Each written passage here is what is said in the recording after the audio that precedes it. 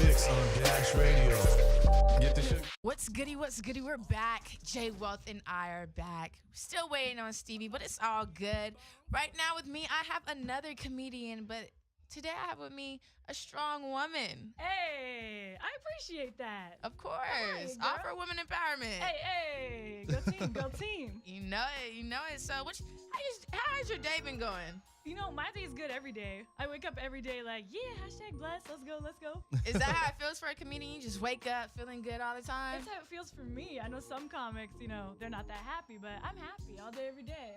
That's what's up. That's what's up. So I want to know, what music do you listen to? Because I just heard see you jamming a YG and whatnot. I jam to everything. Anything that makes me feel something, I like. And straight up, that goes from like older hip hop. I know we're gonna talk about it in Hot Topics, but when they joked about Tupac coming back, I'm like, hallelujah, let's do this. He's back, bring it. I hope he comes with the old mom from Fresh Prince, because that'd be good shit. But yeah, I listen to everything right now. Like anything that's on charts, I'll listen to, I'll give it a try. And then if I'm jamming, I want something that pumps me up, makes me feel good, and has an actual message. I need the messaging in it, just like, the straight hoe songs don't do it for me anymore. Yeah. I'm a reformed hoe, as I like to call myself. Yeah, I'm a hoe. I'm a reformed hoe. Yeah, so I don't want to be listening to. It's my triggers, Yeah. So I like anything that inspires me and pushes me and makes me want to be better. What about Eminem? You listen to Eminem? I do. Of course, I listen to Eminem. New Eminem, old Eminem, all of it. Yeah. How about you? I mean, I listen to everybody. I listen to Mozzie. I listen everybody, to the album Everybody? No. Okay. Mozzie, Travis, Drake. You know Drake, of course. Yes, I do. Toronto, hey. Hey, oh yeah, you are from Toronto, right? Yeah. So is that where the comedy journey started for you? It did, and that's why I'm offended by this jersey. I'm a Laker fan. Okay, I just got it because it heard. matched the shoes. Yeah, so I'm not a Cleveland fan at all. You one of those guys. You're you one of just those get it. bandwagon jumpers. No, I'm a Laker fan. You just have fashion. I like the match. Yeah, I like the okay. match. That's it. Fair, that works. Yeah, my comedy started in Toronto. That's where I started doing stand-up years ago. And then it's taken me literally everywhere around the world. And I was just booked out in Australia, and Ireland's coming up, and World Tour is going to come out after my new show starts. Okay, and what new show is that? New show, it's a podcast meets, I would say, an old school sketch show, kind of like in living color, which makes me real happy. And it's all filmed, and there's sketches, and it's just like a showgasm of my mind. I like that so showgasm. excited. I'm so excited. And you have, what is Yeah. it, over 700 million? Say it one more time, feel free. 700 million 700 million views in the views. last 2.5 years. Yeah. Wow. That's Hashtag major. what? That is major. Hell yeah. Yeah, well, I know that you guys got like 7 million listeners every time you speak, so. Yeah, we ain't got 700 though. You know. Yes. we don't have that. Yeah. And go ahead and say your name again. I don't think we That's introduced you. That's okay. We all Introduce got yourself. excited. We started talking. I'm Nicole Arbour. What up? For those of you who don't know me, I'm a comic. You might know me from saying things on the internet you either agree or disagree with, but either way, I love you. And I do lots of stuff. A lot of creative directing too. Work with a lot of awesome brands, and I have the best time ever. And what I are said some that of on the those drop. brands? It's good. I did. I want to know some of those brands though. Yeah, I've worked with Nike, Virgin Mobile, Axe, and Unilever, and just so many awesome people coming through now. It's been amazing. The people hopping on my show, I'm getting real excited. I can tell you soon. I can't tell you yet. Okay. I don't want a publicist yelling at me. So you used to be a cheerleader for the Raptors, right? Yes, I did, and that's why. You got I any the funny jersey. stories from that? Awkward.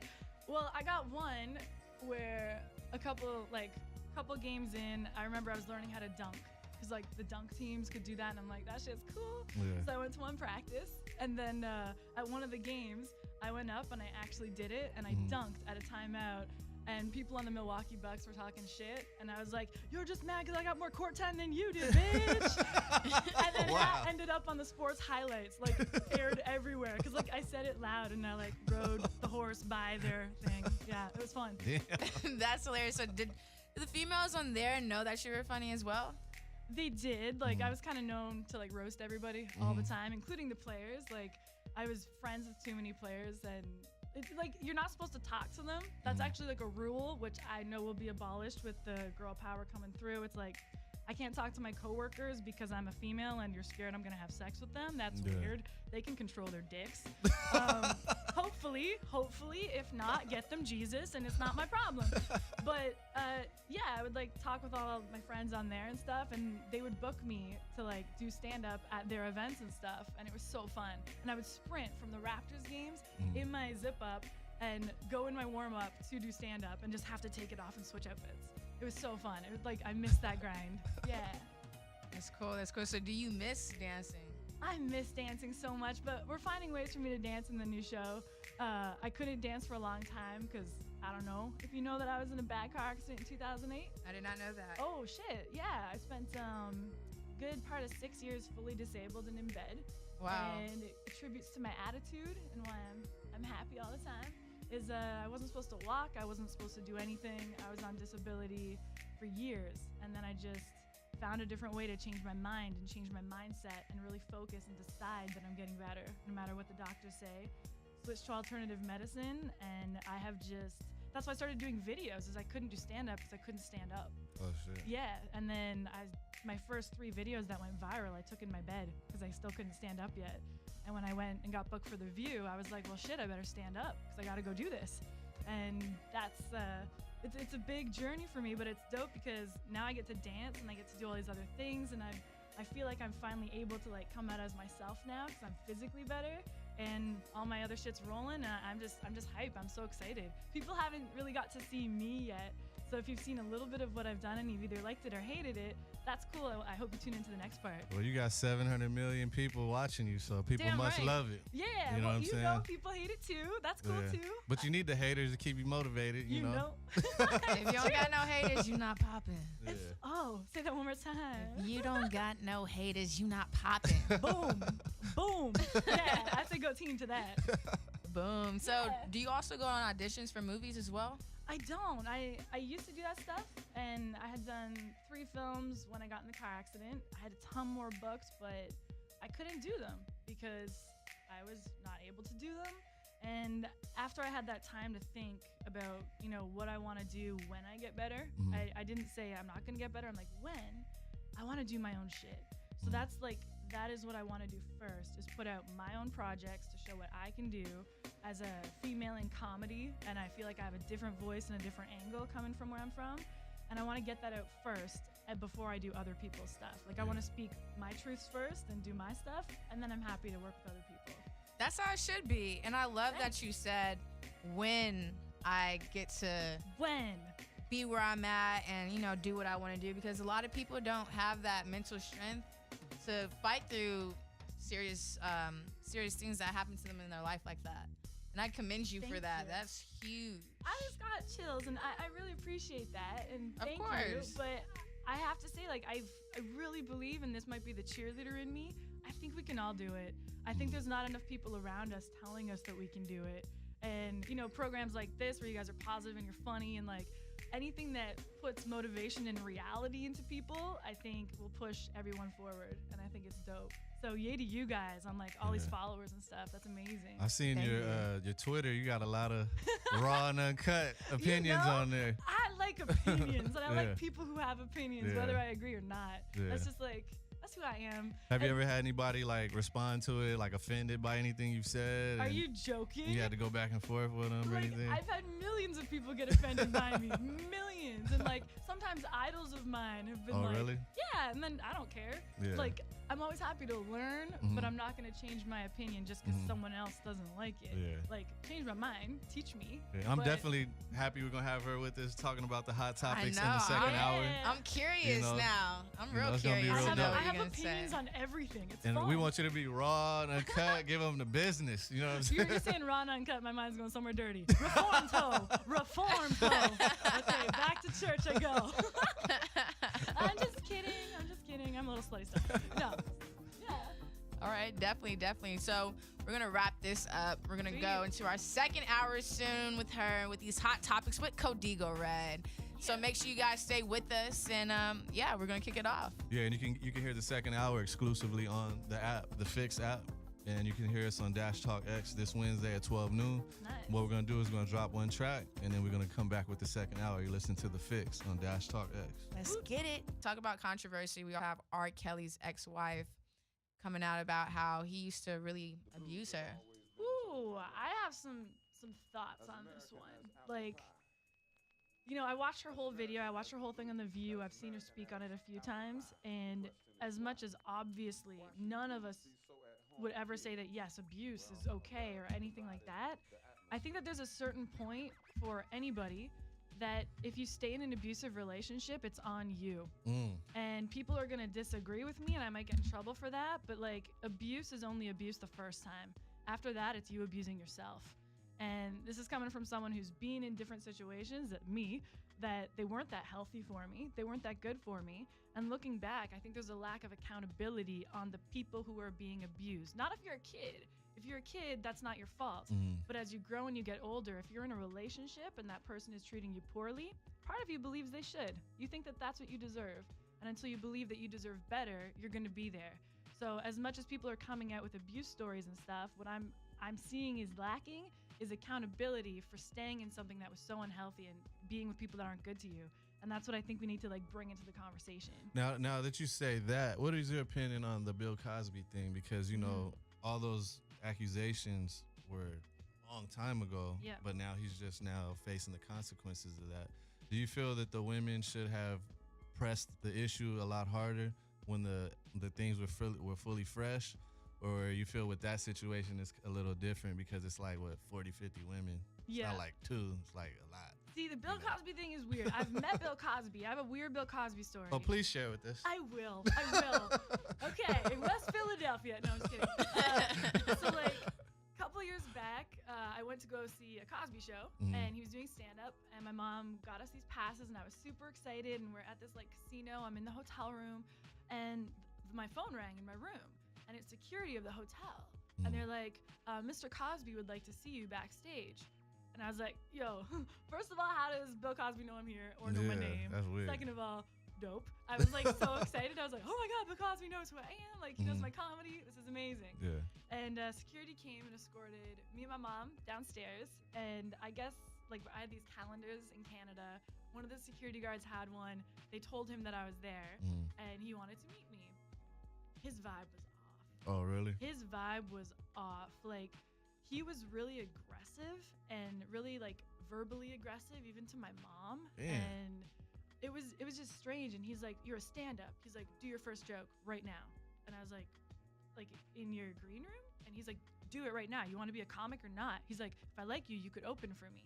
And I did my first joke, but he was like yelling at me. And I do my first joke, and he's like, never swear again. He's like, you don't swear, you be clean, you be whatever. But he's swearing his face off. And he was filthy, and he was, like, dirty, and, like, the things he was saying were, like, swearing nonstop. And I'm like, who are you, Jello man? Like, you are not the put-and-pop guy I know. Yeah. Like, it was a totally different personality. Damn. And I was like, this is strange. And, you know, he gave me a whole bunch of tips and stuff for stand-up and then moved my mom and I to the front and center. And throughout the show, he kept pointing at me, like, when he would do a comedic device. And he'd be like, you see that, Nicole? Like, right into the mic, and everybody could hear it. He'd be like, make sure you do it like this. But I just had this weird vibe. Like, it was just too aggressive. Yeah. And then he had us backstage after, too, and he was, like, reminding me of these different things. But there was still this, like, almost disdain for, like, women and for my mom. And, like, my mom was in the room with me, and she would not leave. And he just, like, I don't know, there was a weird vibe. So when all this stuff came out, I believed it instantly. But you know, wow. at first I was like, first of all, I thought it was just like a couple people. So I was like, oh, we'll see.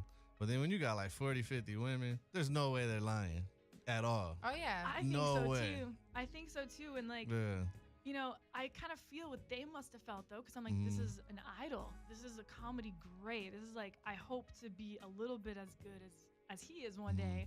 And he's kind of yelling at me and being disrespectful when I've never met him and being aggressive verbally.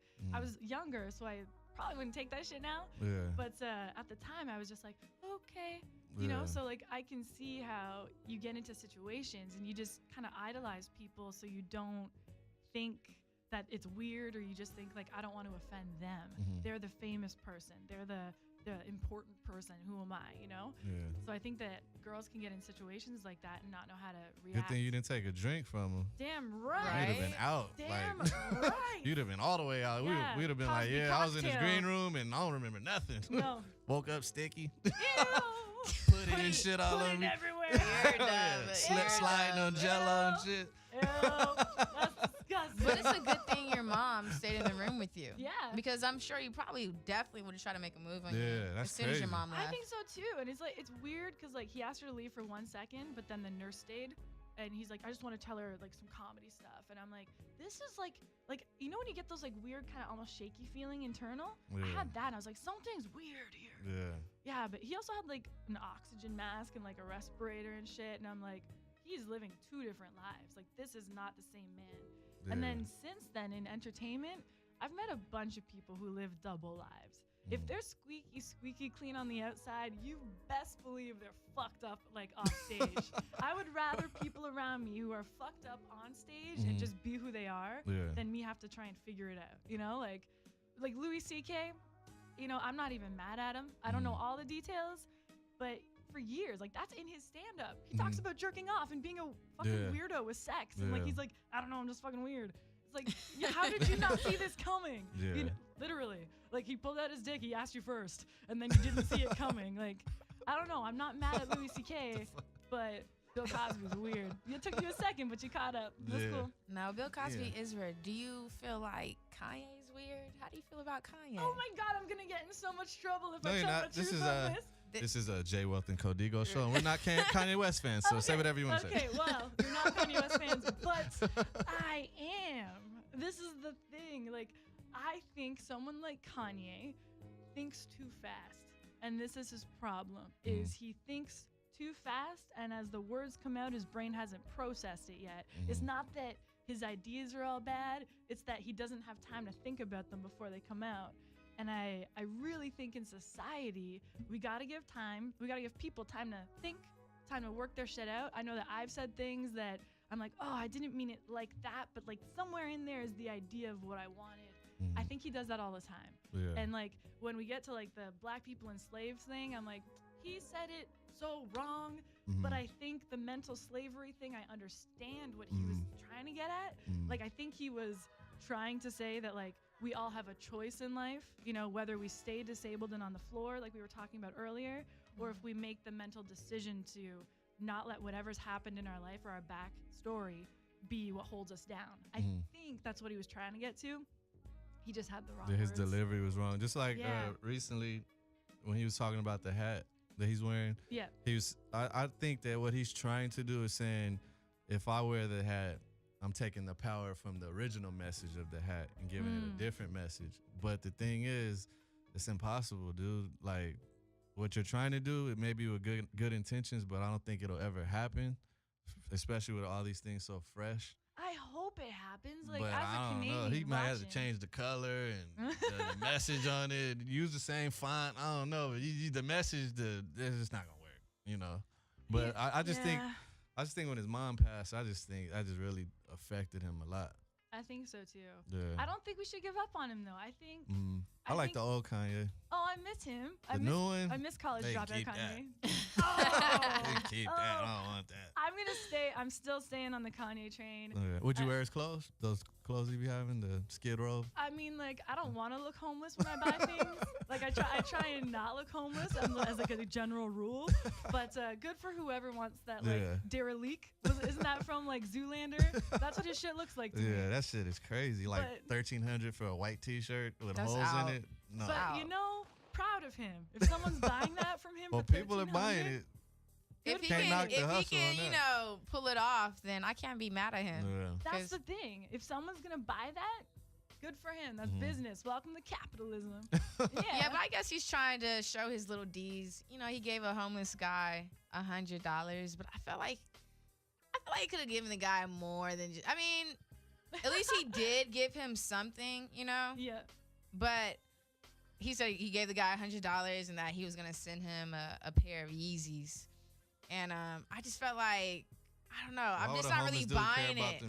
I'm just not buying it. Mentioned it though. If you see the clip, he's like, "Yo, you got any Yeezys in there?" Like, the homeless guy's up on all the pop culture, just not up on his money. He probably got a Benz around the corner. Just waiting to hop in there. Scared off. Yeah, Kanye took the guy's mom's number to like send him shoes and stuff. So he's homeless, but he took his mom's number to send him shoes? Yeah. How does that work? I don't know. I don't understand. That's why I said I'm not buying it. Yeah. It's just something that might about have been it. An actor. That might have been an actor to plant it somewhere. Like those YouTube prank videos. Yeah. It's like, that's not a prank. That's your friend that's in every fucking video. I see it every time. I just swore I don't know if I'm allowed to. Sorry. No, you can. Okay, sweet. You good. Well, fuck yeah. I don't feel like I have completely given up on him, but I just don't vibe with him right now. Like, I'm cool on him right now. Like, I can't feed into it. I think it's funny, though, when people feed too much into it. Like, we talking about it, but when people really feed into it and, like, go on social media and make these videos and stuff like that, I'm just like, yo, you know what? What you're doing is still not going to change what he's doing. So we just got to let him, go through this little phase, and hopefully he grows from it. He make one dope album and then stop saying silly shit. Nobody will even talk about it no more. That's Guarantee. True. Guarantee. So I have a question for you guys though, because obviously we have different melanin levels. So things affect us differently. Facts. Those who can't see me, I am the whitest of the white. I have to spray tan so you can see I exist. I understand for the culture it's different, and then the culture is finding it a lot more offensive what he's doing. Why is that? Like, I can obviously stand back and look at it a different way. Why is it more offensive? You want to go first? Well, me personally, it's offensive because, I love that you asked this. Well, I want to know. I was with my friend yesterday, I think day before yesterday, and her little brother was talking about history, and her little brother was talking about there was a king in Belgium years and years ago when the Europeans were coming over to Africa and they started, making us work for them and whatnot, do labor. He basically would cut off the hands of the African families' children if they didn't do the labor that they wanted to do. And that right there was like a big emphasis to me why I have a problem with him saying that slavery was a choice, because the whole point of slavery was to break down the black female and male body so that we will feel like we're constrained and we can't escape. You get me? And the spirit. Yeah. And the spirit, because black people, we're very spiritual people, you know? And I feel like I have a problem with that because it's just so disrespectful to say that about part of my culture, you know, to say that, oh, that was a choice? Like, how dare you say that? And then to stand next to a man who doesn't care about your culture, who doesn't care about anyone's culture other than his own. So how can I respect someone who stands next to those type of ideas? Because the things that impress people says a lot about them. And that's the reason why I don't surround myself around certain individuals based on what does impress them. So as someone who is a part of the culture, and for you to have that platform, we expect you to stand up for us, you know, because we already go through a lot today still with cops and everything, you know, with the Black Lives Matter, you know. So for you to stand up there and do that, it feels like you're like, you know, betraying us. Like it's a backstab, and it doesn't feel good. It's a disappointment. Okay. Thanks for telling me that. I'm waiting for yours too. Like I have questions on that. You were preaching for a second, and I loved it. I loved it. No, I love when that comes out of people, no matter what. Like, yeah, I think I want to hear what you're thinking. I just think that he has a responsibility as a celebrity and having an influence on the younger followers that he has. And I just think that a lot of the things that he's saying, he's not thinking them out. He may have positive intentions, but the delivery is wrong. But if the delivery is constantly wrong, it makes you question his knowledge level. I mean, his mother was a professor. I think his dad was a professor too. So there's really no excuse to be saying stuff that you really don't know about. Like, I feel like he was educated on it. And as far as Donald Trump, I mean, I try to just block everything he does out. I feel like you give him so much attention, you're making him more powerful. I feel like let's get his time in office over with and just get him out of there and get an actual real president in there that actually is doing the job. I don't feel that. I honestly don't even feel like Donald Trump even wanted to win. I think he was surprised he won. And I feel like when he won, he's like, okay, let's do it. Like even when in the inauguration, his whole family looked shocked. I think they were all shocked. I was like, shocked. Yeah, he was covering his face with his hand and couldn't believe that he had won. a speech ready for someone that lost. No. So that lets you know he thought he was gonna lose. But with Kanye West, I just feel like everything he's doing is for selfish reasons. I think he's doing everything just to draw attention to himself, his brand, and I don't think he cares about no one but himself and his family and benefiting from that.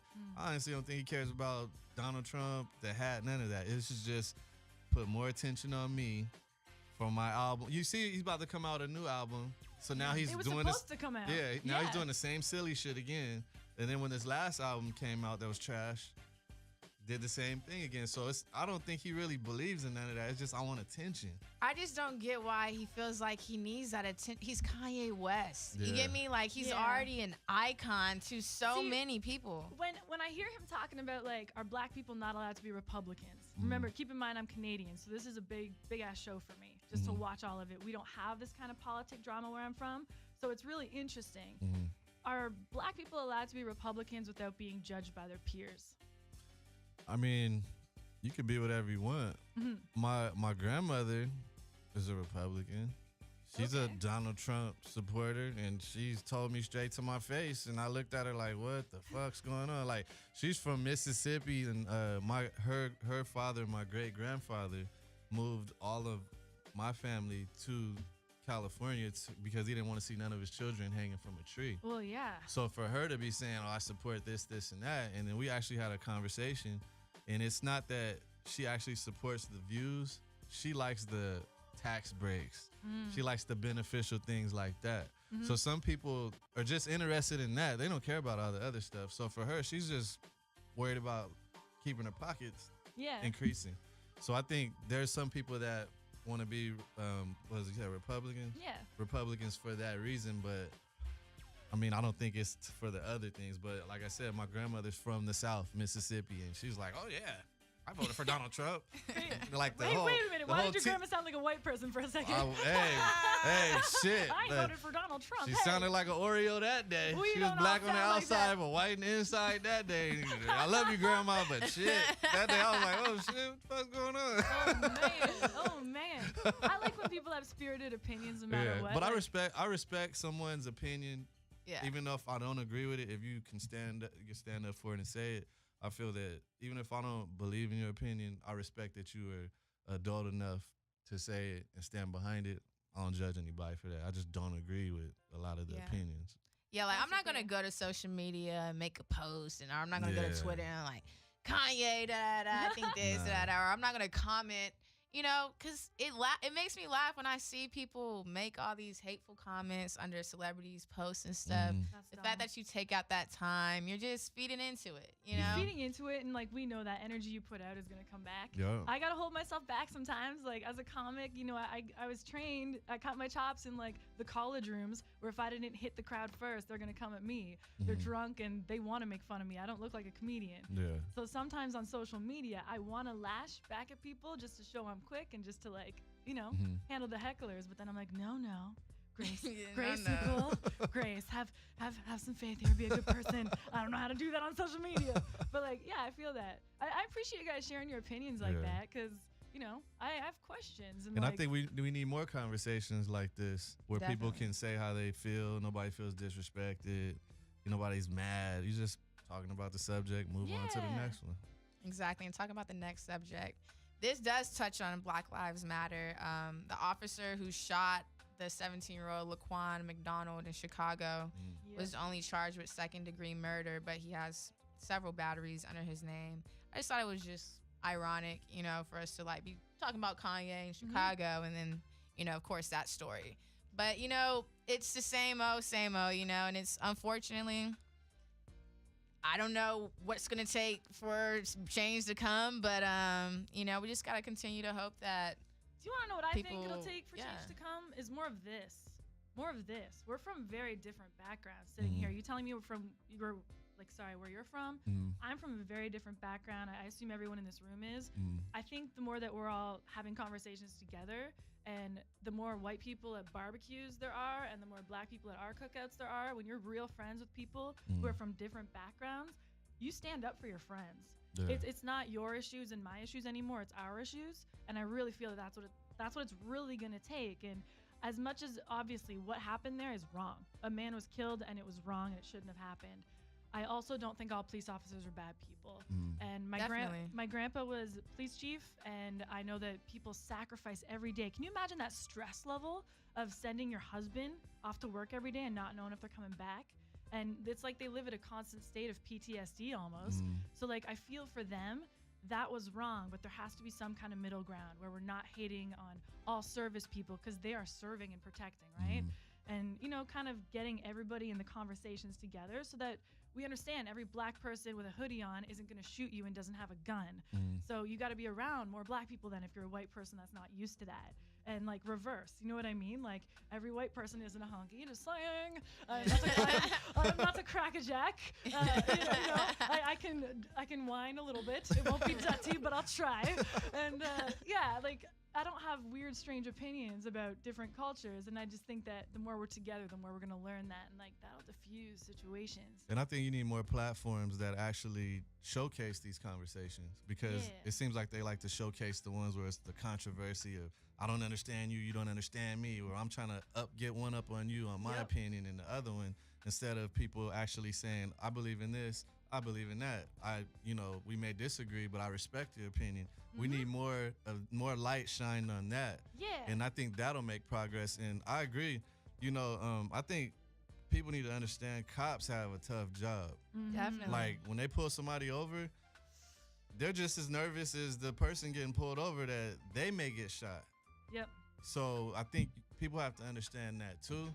It's not giving them an excuse for when they do shoot people that didn't have a gun and all that, because I mean, there's no excuse for that. But I think once again, there has to be that conversation of understanding both sides, because the cops do have a stressful job the same way the everyday person is stressed out when they get pulled over. So I just think you just need more light shine on these type of conversations to make some type of progress. Yeah.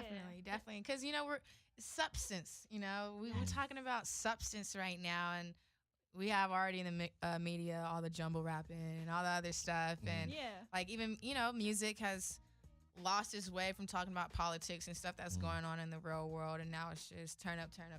Yeah, we're talking about talk. Drug talk. Yeah. I feel like that affects actually people's perceptions of different groups of people. How you're presenting yourself changes people's perception of you.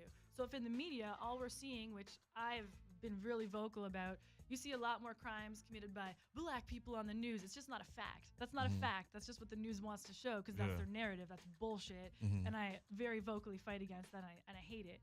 But the more we're seeing people of all different races and colors doing positive shit, and the more people like us with platforms push that positive shit, and we're all seen in a different way, I think that everything's going to shift.